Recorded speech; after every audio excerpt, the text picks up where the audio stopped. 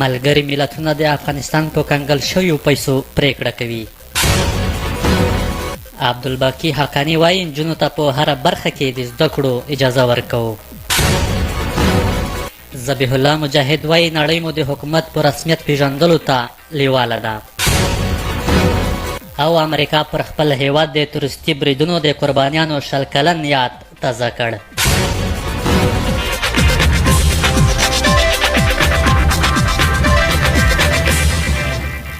اوس هم پوره خبرونه. بسم الله الرحمن الرحیم.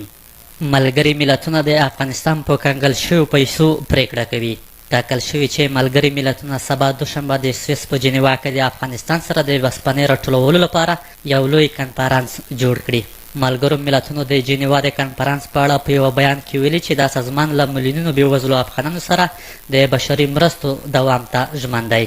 د ملګرو ملتونو عمومي منشي انتوني ګوتریش ویلي چې افغانستان له یوه بشري ناورین سره مخامخ دی او د ملګرو ملتونو وجهي صندوق IMF ته پکار ده چې هغه شاوخوا 444 میلیونه ډالر چې پر کابل د طالبانو واکمنېدو راهیسې کنګل شوي استثنایي ازادې کړي یا یې افغانستان ته د ورکولو لپاره میکانیزمونه جوړ کړي. د ملګرو ملتونو د احصایې له مخې د افغانستان د 38 میلیونه وګړو نږدې نیمایي عاجلو بشري مرستو ته اړتیا لري.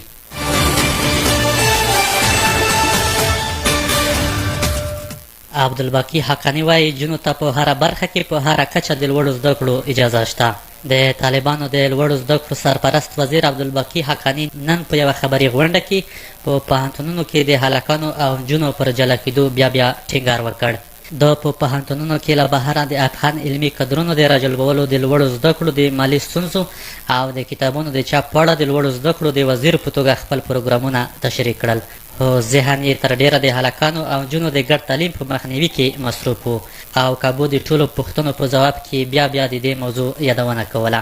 ښاغلي حقانی د یوه پاکستاني خبریال د پوښتنې په ځواب کې وویل چې د افغانستان په دولتي پوهنتونونو کې د ښځینه استادانو کمی نشته، خو که په کومه برخه کې ښځینه استاده نه وه نارینه استاد به د پردې تر شا درس ورکوي. د ښځینه محصلانو لپاره حجاب لازمي وبلو، خو وی نه وویل چې څه ډول حجاب.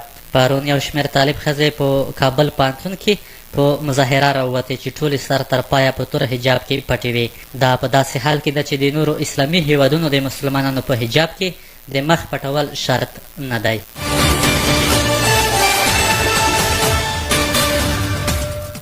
ذبیح الله مجاهد وایي نړۍ لیواله ده چې حکومت مو په رسمیت وپېژني. د طالبانو ویان او د افغانستان د اطلاعاتو او فرهنګ وزارت سرپرست وزیر ذبیح الله مجاهد تېره ورځ په پکتیا ولایت کې یوې ولسي غونډې ته د وینا پر مهال وویل چې نړۍ به ډېر ژر د طالبانو حکومت په رسمیت وپېژني او په بېلابېلو برخو کې به پروژې پیل شي. د مجاهد په خبره طالب مشرانو هڅه پیل کړې تر څو نړیوالو ته د دې ډاډ ورکړي چې افغان خاوره به د هیڅ هیواد پر زیان نه استفاده کیږي. مجاهد همدارنګه پکتیاوالو ته ډاډ ورکړی چې ډېر ژر به په دې ولایت کې نیمګړې پروژې تکمیل شي. دا په داسې حال کې ده چې ملګرو ملتونو هم له نړیوالو هیوادونو غوښتي چې له افغانستان سره خپلو اړیکو ته دوام ورکړي.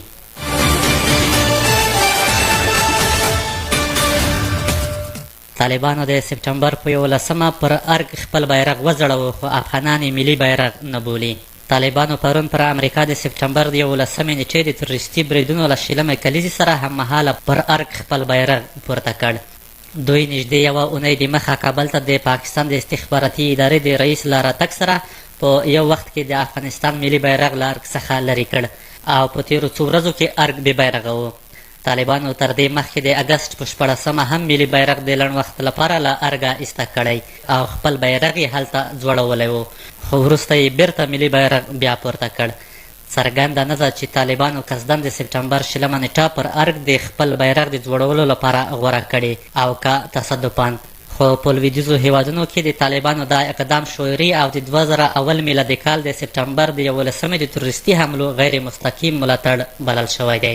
د طالبانو د فرهنګي کمیسیون د یوه غړي احمد الله وثیق په قول ویل شوي چې پر ارګ د طالبانو سپین بیرغ په یو لړ مراسمو کې چې د دوی رئیس الوزرا ملا محمد حسن اخون هم حاضر و پورته شو. د وثیق په وینا د بیرغ د پورته کولو هدف دا و چې نور د حکومت رسمي چارې پیل شوې. تر اوسه پورې د نړۍ هیڅ هیواد د طالبانو حکومت په رسمیت نه دی پیژندلی. د فرانسې د بهرنیو چارو وزیر پرون په زغرده وویل چې د طالبانو حکومت به په رسمیت ونه پیژني.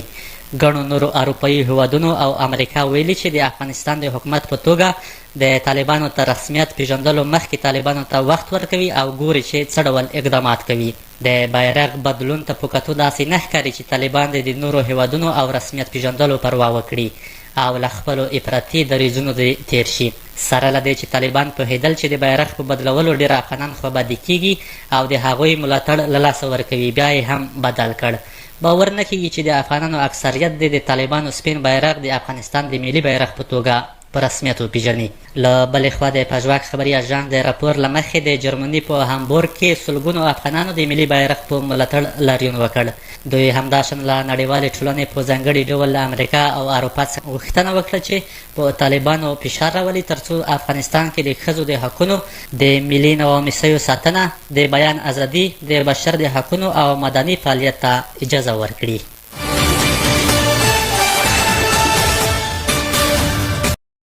طالبانو د لومړي ځل لپاره یو شمېر ملي پولیس دندو ته وبلل.